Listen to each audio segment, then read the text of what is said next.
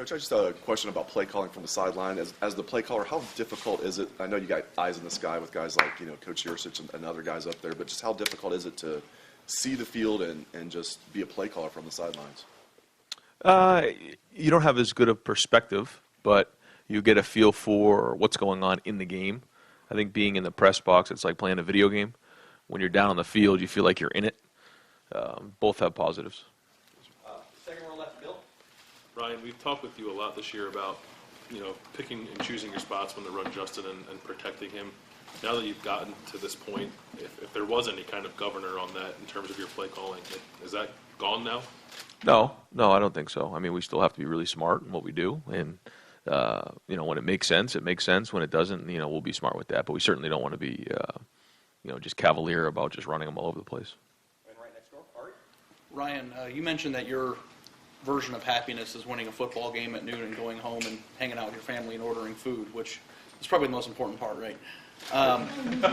After a recruiting weekend like you're having this weekend or other bigger ones in the past, is that still possible? Like, do you still make that time? It's hard. Obviously, when you have so many people in, your time is limited. But again, we've sent out a letter to most of the people who are visiting just to understand this is one of those games you're just not going to get a lot of face time. And, we had some tremendous people coming in, but at the same time, there's only so much time you can spend with those guys in a situation like this. And, we'll spend a little time after the game, but that'll probably be it until Sunday morning. Brian, one follow-up to that, and I think you kind of touched on it there a little bit. I thought it was interesting on Tuesday when you said this isn't that type of visit because it's a big game and that every visit has its own purpose. That's right. How thorough are you guys? I'm sure pretty thorough about explaining that to the kids so they understand what type of visit it's going to be. I know maybe it goes without saying there's a game happening, but when you have an official visit in the summer and you have an official visit now, it's obviously different. How is that communicated, and do kids have an idea of the context of what a certain type of visit is? I think that it's on the position coaches to let them know that, but we also drafted up a letter to send to the people who are coming, exactly what you're talking about, and that this is November, and one of the biggest games of the entire year, and what the expectations are of this visit. So we actually wrote that down and sent a letter to some of the guys about that. Far left, Lori. Coach, during a week like this, do the ones get more snaps in practice because they need to be extra sharp, fewer because the premiums on being refreshed are the same, just for consistency's sake? The same. Yeah, we kept this routine this week the same. I think the guys like being in a routine and they feel comfortable in it. Front row right, Austin. Ryan, you talked a couple times about J.K. wanting to play more and maybe wasn't happy about missing the entire second half last week. What are those conversations like with him to impress that the stretch run is maybe what matters, or how do those conversations play out? Last week it played out in the locker room. I said, "What do you think?" I'd really not like to play in the second half. He said, "Well, I want to play. I want to run. Give me another series." And I said, "All right, well, let me talk to the coaches. I just want to see the look in his eye. If he was shutting it down or if he wanted to play." And he had a look in his eye like he wanted to play.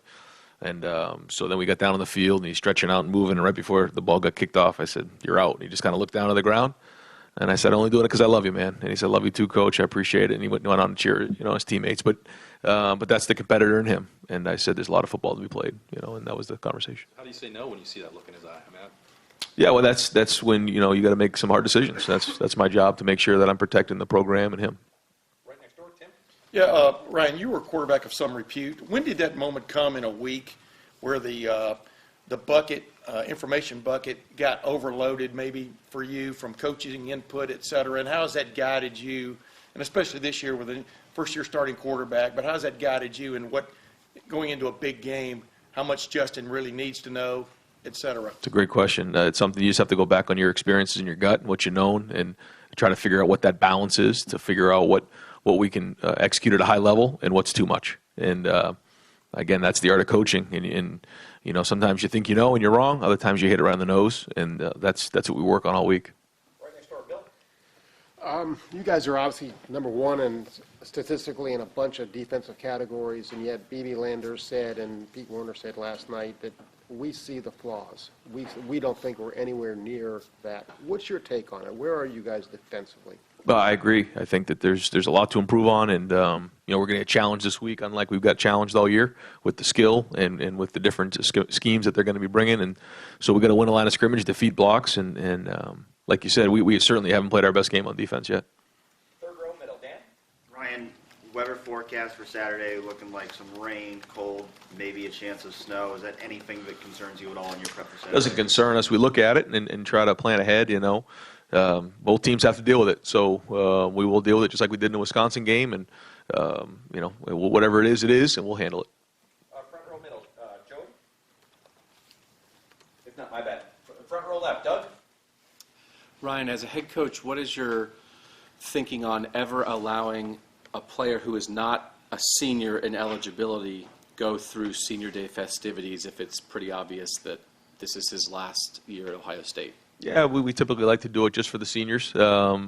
And that's something special that, when you put in 4 or 5 years into the program that you get a chance to do that. For guys that decide early, they typically don't get that opportunity. Not that that's right, wrong, or indifferent. It's just our policy. And a couple weeks in the Maryland game, Kayvon Pope made an interception and ran out of bounds, and Al Washington ran down and just jumped on him and hugged him like crazy.